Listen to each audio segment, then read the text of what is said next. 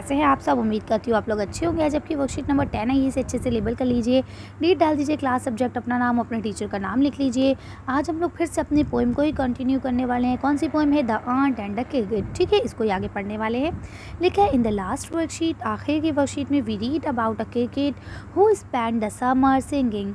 हमने आखिरी वर्कशीट में इस बारे में जाना था कि किस तरह से क्रिकेट जो टिड्डा है वो अपनी सारी गर्मियाँ गाने में बिता देता है। He does not plan anything for winter season, और वो विंटर सीज़न के लिए कुछ भी प्लान नहीं करता है। सो वैन, तो जब द विंटर अराइव, जब विंटर आ जाती है, he complains that he has nothing to eat, और फिर उस वक्त वो क्या करता है, वो सिर्फ़ और सिर्फ शिकायतें करता रह जाता है कि उसके पास खाने के लिए कुछ भी नहीं है।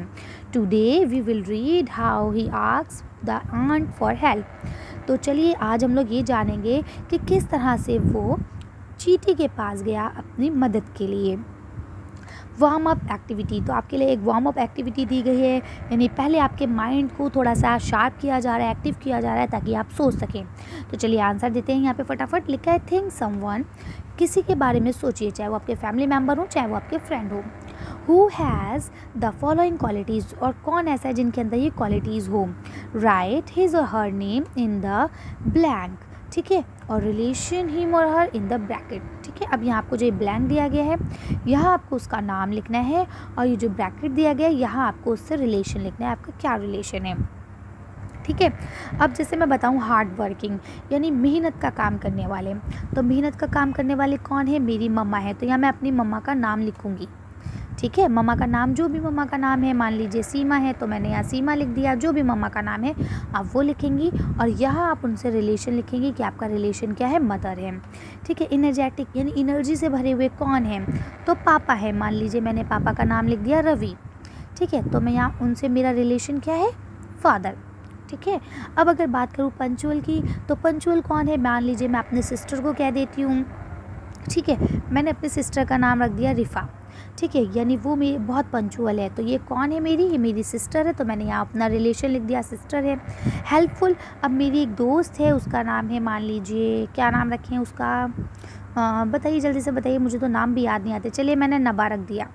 ठीक है, अब मेरी एक फ्रेंड है नबा, जो कि बहुत हेल्पफुल है, तो मेरा उससे क्या रिश्ता है कि भाई वो मेरी फ्रेंड है। ठीक है, तो इस तरह से आपको यहाँ करना है कि यहाँ आपको लिखना है कि भाई किसके अंदर ये क्वालिटी है। हार्ड वर्कर कौन है, कौन सबसे ज़्यादा मेहनत का काम करता है, एनर्जी से भरपूर कौन है, टाइम पे सारा काम करने वाला कौन है, पंचुअल कौन है, आपके लिए सबसे ज़्यादा मददगार कौन है। ठीक है, तो जो भी है उनका आपको यहाँ नाम लिखना है, और यहाँ उनका आपसे क्या संबंध है आपको वो लिखना है। तो आप लोग कर सकते हैं आसानी से। चलिए आगे चलते हैं। आज हम लोग पढ़ेंगे now read the following stanza from the poem and answer the question that follow. आज हम लोग सेकेंड स्टैंजा को पढ़ने वाले हैं और क्वेश्चन के आंसर देंगे। एट लास्ट बाय सेटफिशन एंड फेमिन्स ईट बोल्ड, यानी कि जब भुखमरी आ गई, खाना ख़त्म हो गया है ना, तो क्या हुआ? All dripping with weight and all trembling with cold, यानी हर तरफ गीला गीला हो गया था, हर तरफ ठंडा था। अभी he set off a miserly ant, अब वो क्या हुआ, वो आंट के पास गया। To see if to keep him alive, यानी अगर वो उसे ज़िंदा देखना चाहता है। He won't grant him shelter from rain, यानी कि बारिश से मुझे शेल्टर दे दो, पनाह दे दो, है ना। And a mouth full of grain, और थोड़ा सा खाना दे दो ताकि मैं खा लूँ। He wished only to borrow, ये सिर्फ वो उधार लेना चाह रहा था। He replied it tomorrow. ठीक है, if not he must die of suffocation and sorrow, यानी कि और अगर वो ऐसा नहीं करेगी तो क्या हो जाएगा, वो भुखमरी से और जो अकाल पड़ता है उससे वो मर जाएगा।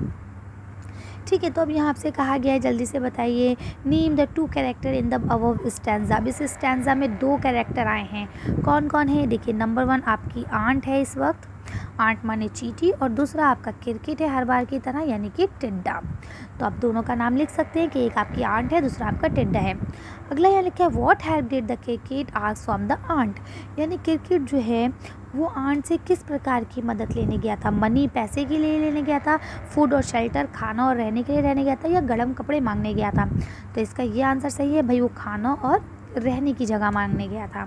अब यहाँ लिखा है फाइंड 2 वर्ड्स, 2 वर्ड्स ऐसे तलाश कीजिए फ्रॉम द स्टैंजा, ऊपर के स्टैंजा से, जो रिलेट करते हैं शॉर्टेज ऑफ फूड, यानी कि खाने की कमी को। तो चलिए ये आंसर्स देख लेते हैं इसका। देखिए आप इसका आंसर यहाँ से लिख सकते हैं आसानी से कि स्टार्वेशन और फेमिनिन्स यानी कि भूखमरी और ये हो जाता है आपका अकाल पड़ना। ठीक है, तो ये 2 चीज़ें आपको बता रही है कि खाने की कमी है। कर सकते हैं। चलिए अगला क्वेश्चन बढ़ते हैं। अब देखिए यहाँ आपको लास्ट क्वेश्चन दिया गया है फ्रॉम द स्टैंजा, ऊपर के पैराग्राफ से देखिए। Right the rhythm words for rain, tomorrow और बोल्ड। इन तीनों के आपको रिदम वर्ड्स निकालने। आपको पता है ना रिदम वर्ड्स क्या होते हैं कि जिसमें लास्ट की जो साउंड होती है वो एक जैसी आती है। चलिए इसका आंसर देख के वीडियो फिनिश करते हैं। तो देखिए आप यहाँ लिख सकते हैं रेन का क्या हो जाएगा गेन, टुमारो का क्या हो जाएगा बोरो और बोल्ड का क्या हो जाएगा कोल्ड। कर लेंगे। चलिए तो अच्छी वीडियो को मेकअप करते हैं। अच्छी वर्कशीट में बस इतना ही। अगर आपका मेरी वीडियो पसंद आई हो तो प्लीज़ इसे लाइक और शेयर करें। अगर अभी तक आपने हमारे चैनल को सब्सक्राइब नहीं किया प्लीज़ मेरे चैनल को सब्सक्राइब करें। Thank you for watching.